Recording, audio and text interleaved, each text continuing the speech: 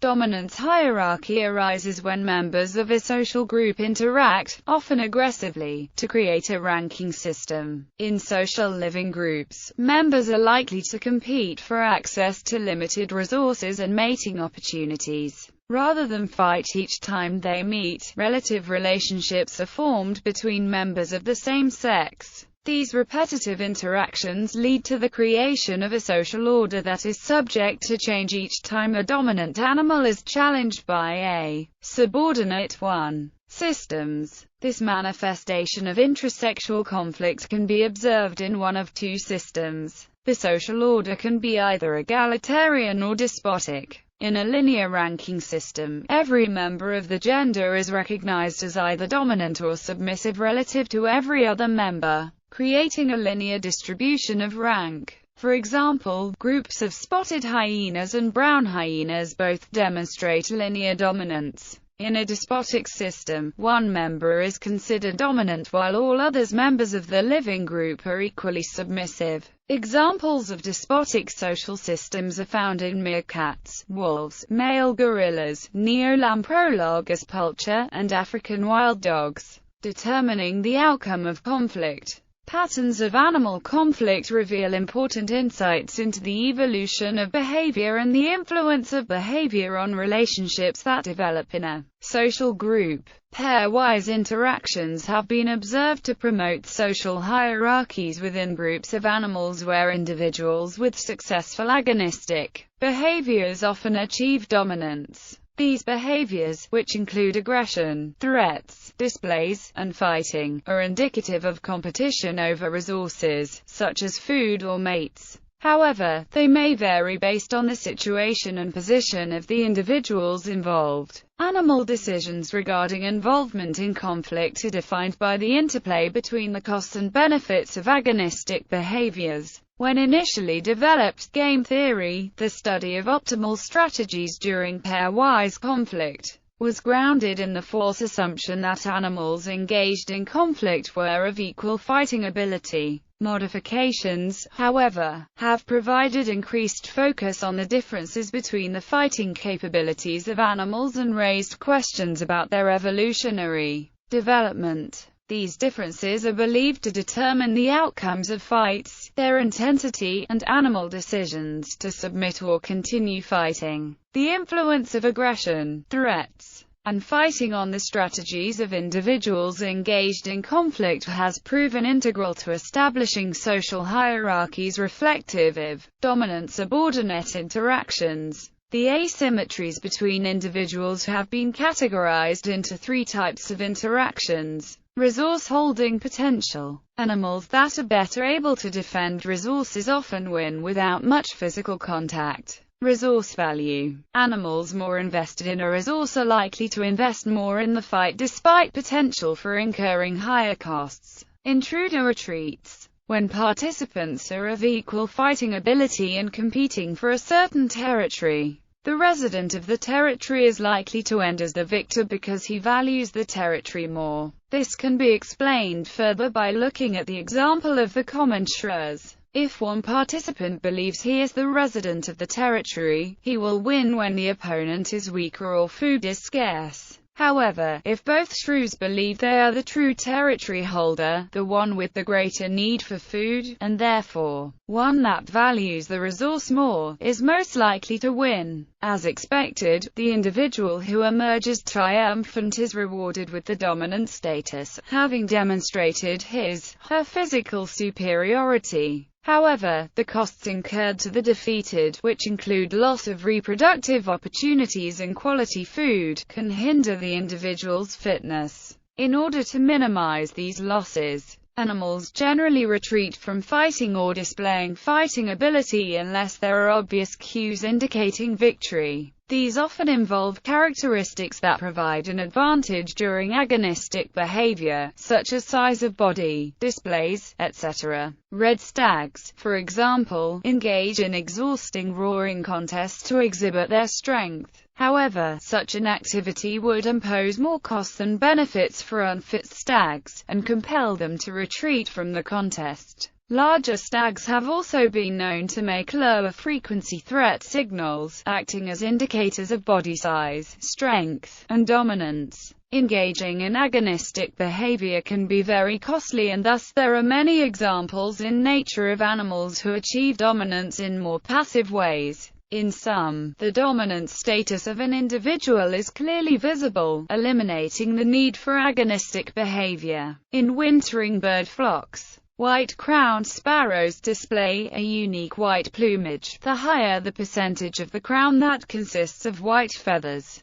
the higher the status of the individual. For other animals, the time spent in a group serves as a determinant of dominance status. Pack members of gray wolves, for example, need the time to reach the top of the ladder. Rank may also be acquired from maternal dominance rank. In rhesus monkeys, offspring gain dominant status based on the rank of the mother. The higher ranked the mother, the higher ranked the offspring will be. Similarly, the status of a male Canada goose is determined by the rank of his family. Although dominance is determined differently in each case, it is influenced by the relationships between members of social groups. These observed interactions reflect the battle for resources. The association between resource availability and agonistic behavior suggests that animal conflict is adaptive by enabling competition and exploitation of available food and mates. The outcome of these interactions results in important social patterns that define hierarchies and, therefore, future access to resources. Dominance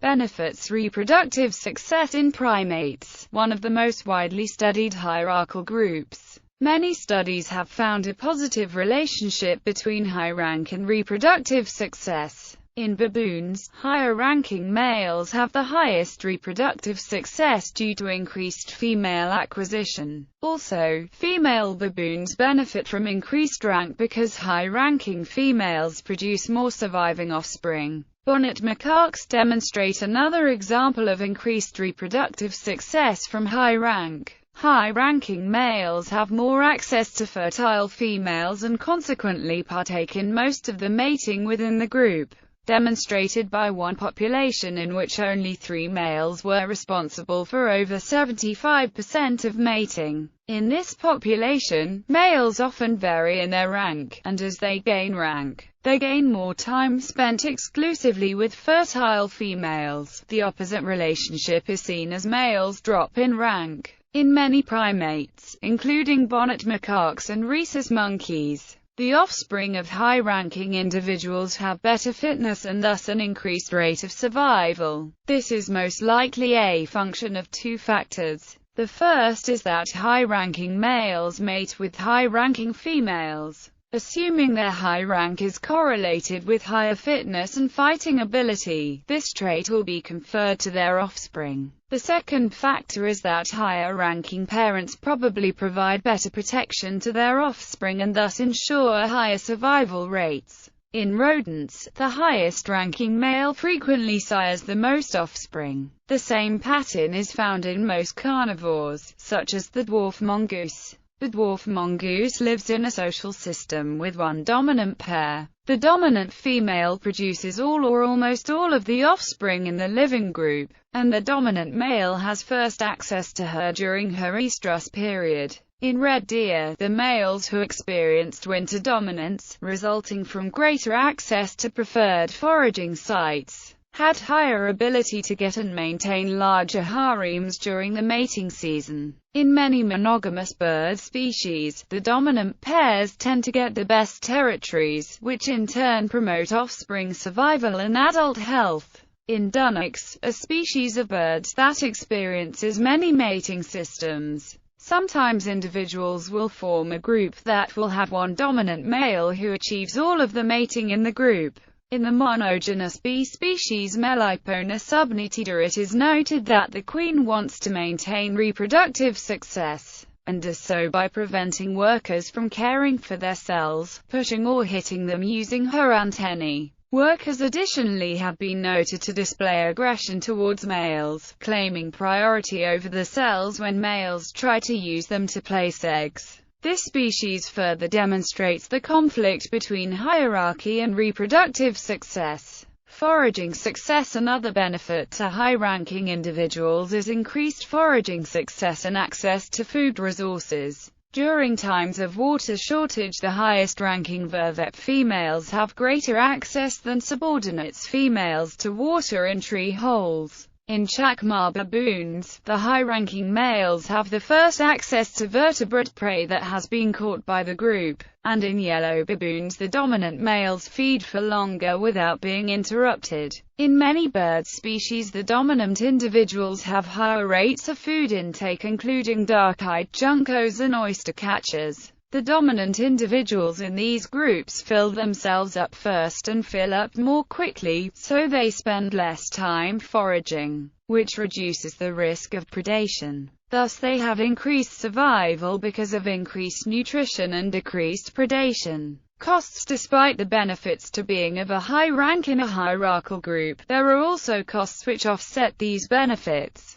The most common costs to high-ranking individuals are higher metabolic rates and higher levels of stress hormones. In great tits and pied flight caches, high-ranking individuals experience higher resting metabolic rates and therefore need to consume more food in order to maintain fitness and activity levels compared to subordinates in the groups. The energetic costs of defending territory, mates, and other resources can be very consuming and cause high-ranking individuals, who spend more time in these activities, to lose body mass over long periods of dominance. Therefore, their physical condition decreases the longer they spend partaking in these high-energy activities, and they lose rank as a function of age. In wild male baboons, the highest-ranking male, also known as the alpha, experiences high levels of both testosterone and glucocorticoid, which indicates that high-ranking males undergo higher levels of stress, which reduces fitness.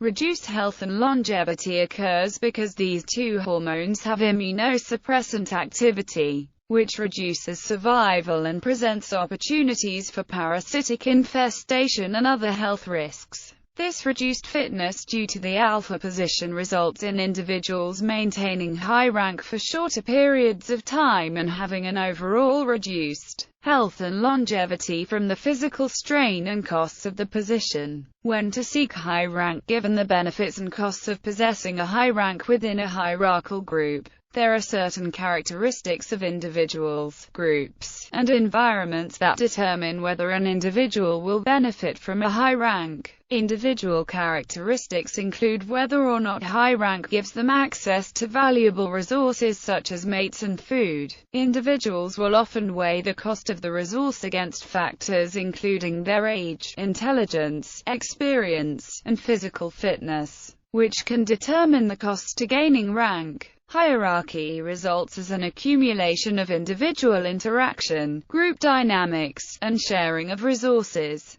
Therefore, group size and composition can affect the dominance decisions of high-ranking individuals and hierarchy type. For example, in a large group with many males, it may be very challenging for the highest-ranking male to dominate all the mating opportunities, so some mate sharing probably exists. These occasional mating opportunities available to subordinates reduce the likelihood of subordinates challenging the dominant male. Mating is no longer an all-or-nothing game, and the scraps are enough to placate most subordinates. Another aspect that can determine dominance hierarchies is the environment. In populations of Kenyan vervets, high-ranking females have higher foraging success when the food resources are clumped. But when food is distributed throughout an area, they lose their advantage because subordinate females can acquire food with less risk of encountering a dominant female. Subordinates.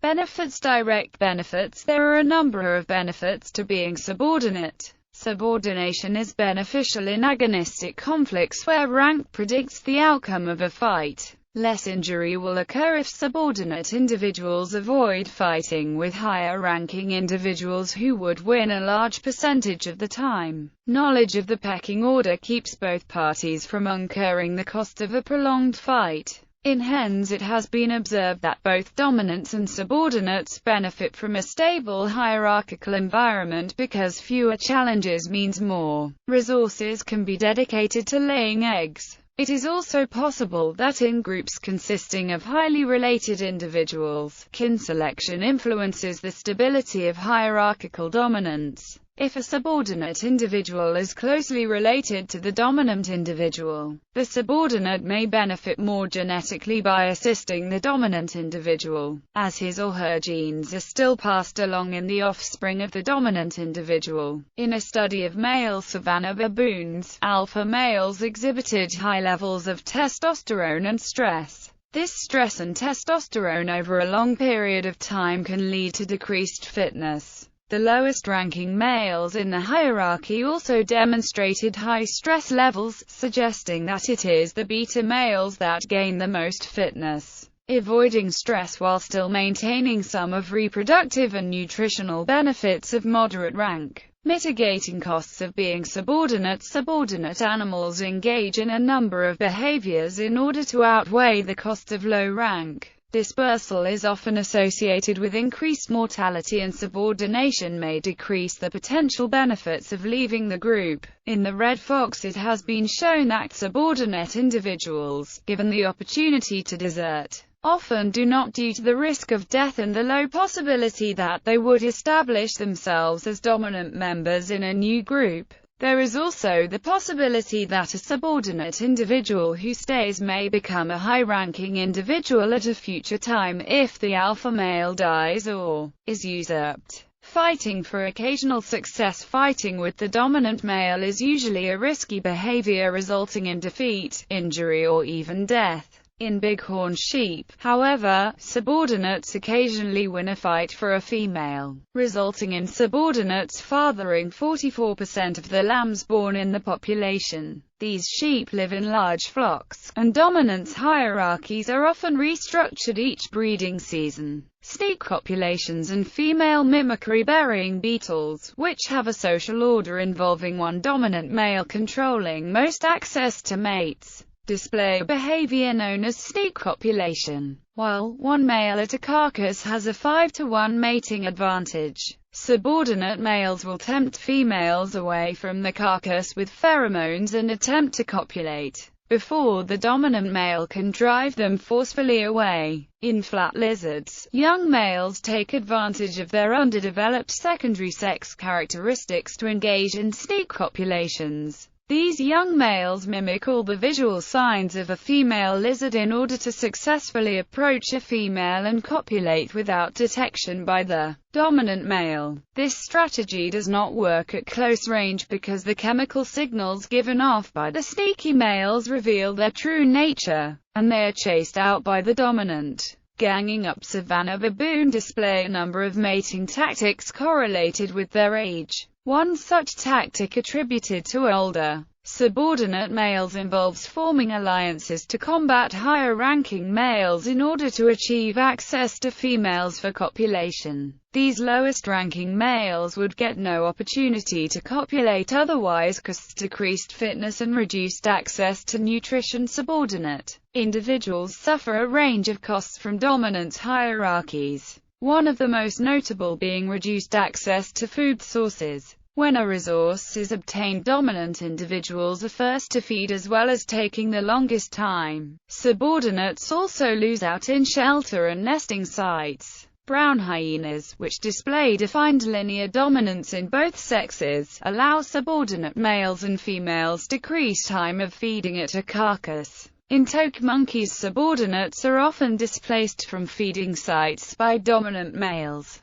Additionally, they are excluded from sleeping sites, and they suffer reduced growth and increased mortality. Decreased reproductive success. Subordinate individuals often demonstrate a huge reproductive disadvantage in dominance hierarchies. Among brown hyenas, subordinate females have less opportunity to rear young in the communal den, and thus had decreased survival of offspring when compared to high-ranking individuals. Subordinate males have far less copulations with females compared to the high-ranking males. In African wild dogs, which live in social packs separated into male and female hierarchies, top-ranking alpha females have been observed to produce 76 to 81% of all litters. Reverse dominance hierarchy. Bohm, having explored data from 48 societies spread across the globe, ranging from small hunting and gathering bands to more sedentary chiefdoms,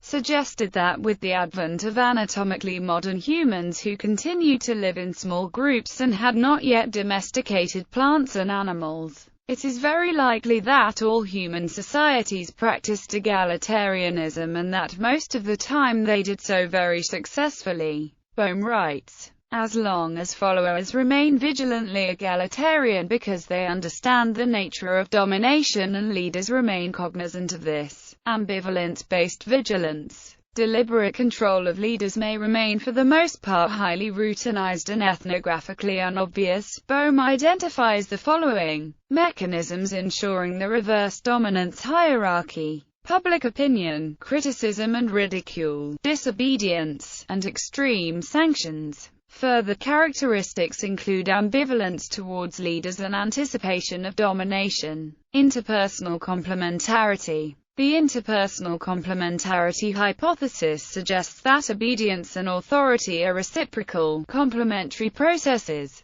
That is, it predicts that one group member's behaviors will elicit a predictable set of actions from other group members. Friendly behaviors are predicted to be met with friendly behaviors, and hostile behaviors are predicted to be reciprocated with similar, hostile behaviors. Similarly, when group members display submissive behavior, others feel inclined to display dominant behaviors in return. Tidens and Fragel found that hierarchical differentiation plays a significant role in liking behavior in groups. Individuals prefer to interact with other group members whose power or status behavior complements their own. That is to say, group members who behave submissively when talking to someone who appears to be in control are better liked. And similarly, individuals who display dominant behaviors are more liked when interacting with docile, subservient individuals.